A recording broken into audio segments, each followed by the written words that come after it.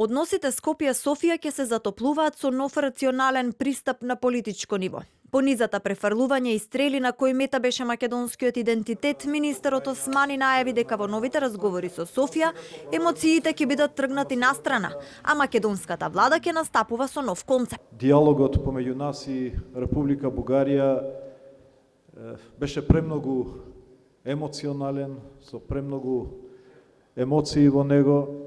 Сметавме дека треба да го менуваме пристапот во однос на овој диалог, да воспоставиме повеќе рационален пристап во овие разговори и продолжување на комуникацијата за темите за кои што повеќе имаме разбирање, со цел да спласнет тие емоции од тој диалог, меѓутоа и да се стекне одреден степен на доверба за да може да се продолжи понатаму.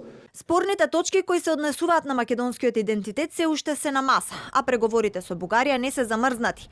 Но во овој период пред бугарските избори фокусот ќе биде само на усвојување на акцискиот план кој се однесува на секторско ниво и бизнис релации.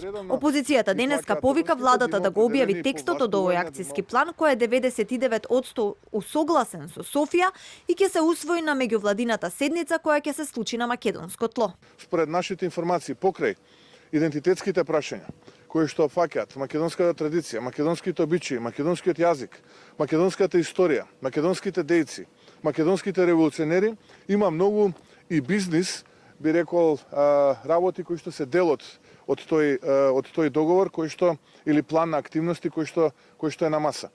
Кога двојецот Бучковски и Заев преговара, тогаш се спрема нова катаклизма, нова катастрофа, економско цунами, но истовремено и би рекол национална катастрофа. И додека владата убедува дека во акцискиот план со Бугарија нема историски спорни прашања, Германија притиска за решение. Соработката со Бугарија да продолжи, а компромис за спорните прашања да се најде за да се отвори европската врата. Треба да се ангажират и понатаму, меѓутоа и председателството, еве сега на Португалија, се заложува за тоа да помогне во тој поглед. Заедно имаме заедничка цел. Шефот на португалската дипломатија Де Силва денеска на видеосредба на министерот Османи му порачал дека проширувањето останува во фокусот на португалското претседавање со Европската Унија, но не се во фаза да навлегуваат помеѓу билатералниот спор меѓу Скопје и Софија. Македонската влада пак е оптимист дека на следните европски самити во март и во јуни ќе има позитивен исчекор.